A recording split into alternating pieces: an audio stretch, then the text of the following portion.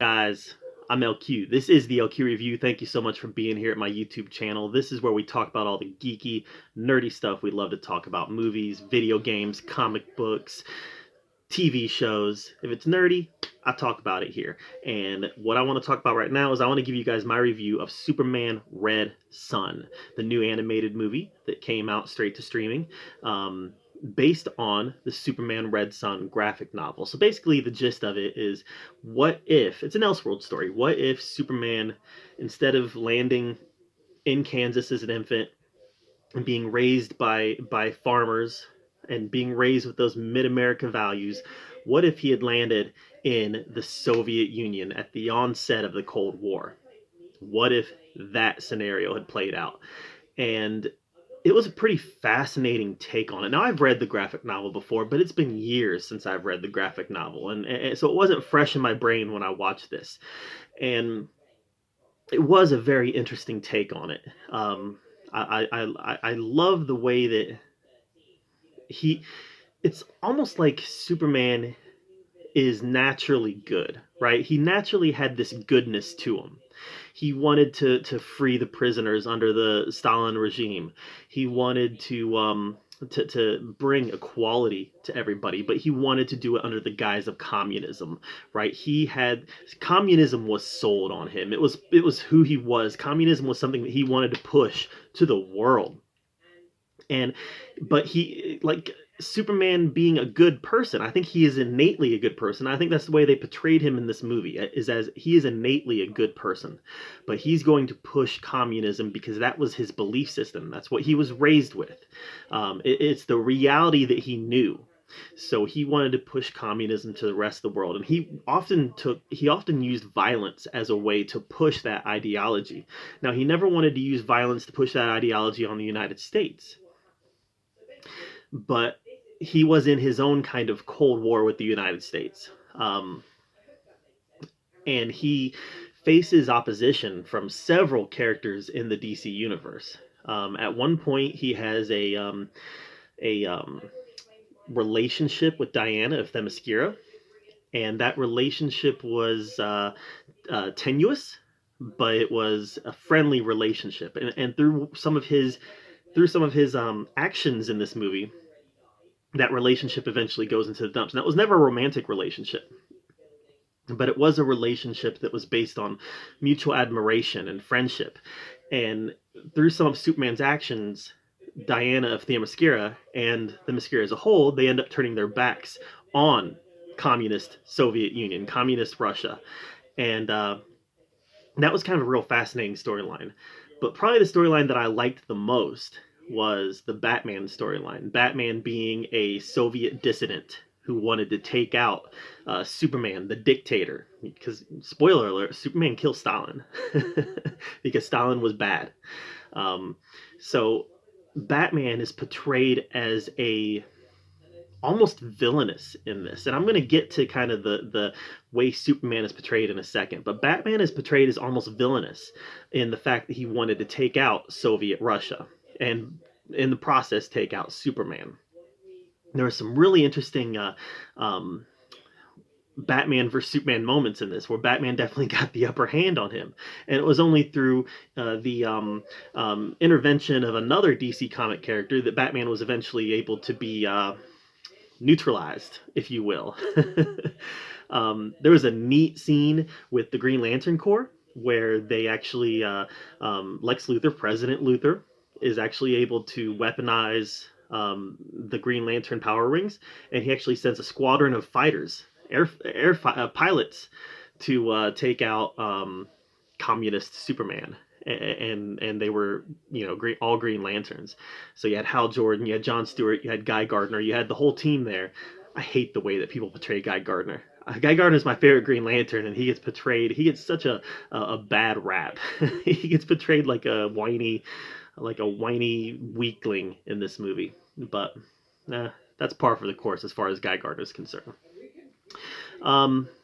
So yeah, a lot of really cool stuff. Now, we end up seeing Brainiac emerge. Brainiac gets defeated by Superman, but then is he really defeated? He actually plays a much larger role through the total arc of this movie. And if you've read Superman Red Son, you're familiar with some of that. So let's talk about the way Superman is portrayed a little bit, and the way that Lex Luthor is portrayed. So Lex Luthor is a symbol of capitalism. He is a symbol of capitalism. He's a capitalist president, and he wants to push capitalist ideology through the United States. And there's many scenes in this movie where, America is portrayed as Americans, specifically Americans, are portrayed as offensive people because of their patriotism. And I'm not a fan of that portrayal of America, this idea that their patriotism would be offensive.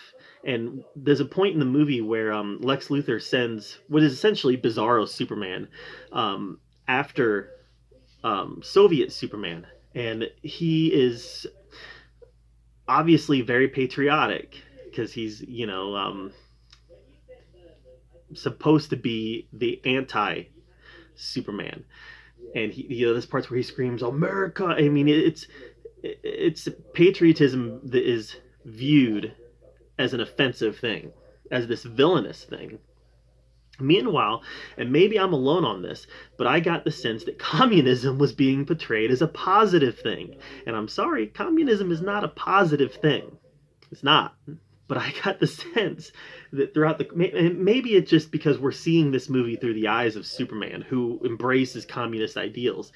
But I got the sense while I was watching this movie that the filmmakers were portraying communism as a positive thing.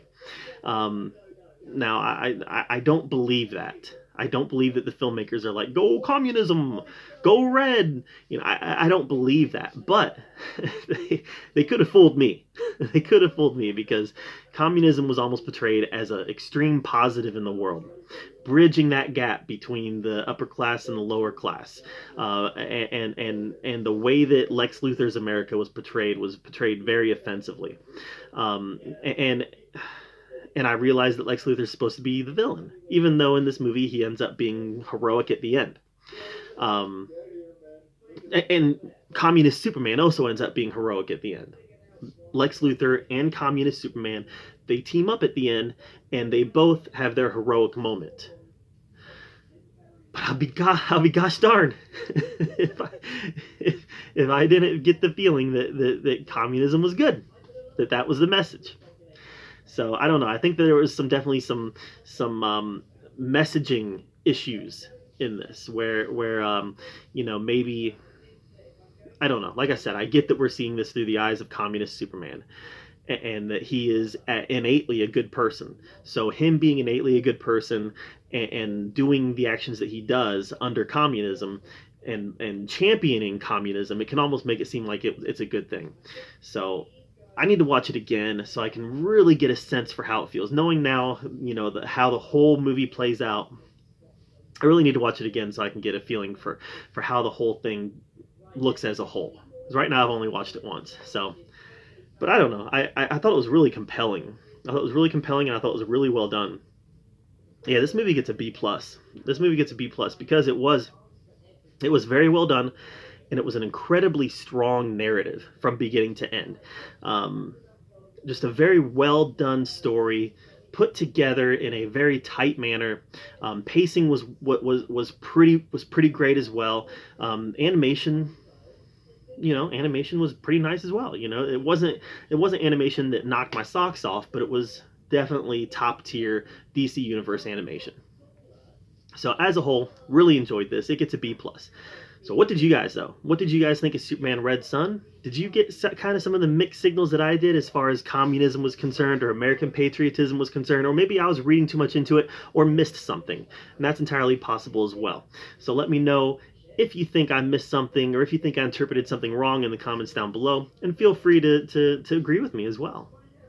So I'm a big boy. I'm a big boy. I teach civics. Let's have a conversation about communism and patriotism and the way that they're portrayed in the Cold War versus how they're portrayed now and how they're portrayed in media. I think that's great stuff. So let me know what you thought of this movie in the comments down below. Thank you so much for being here.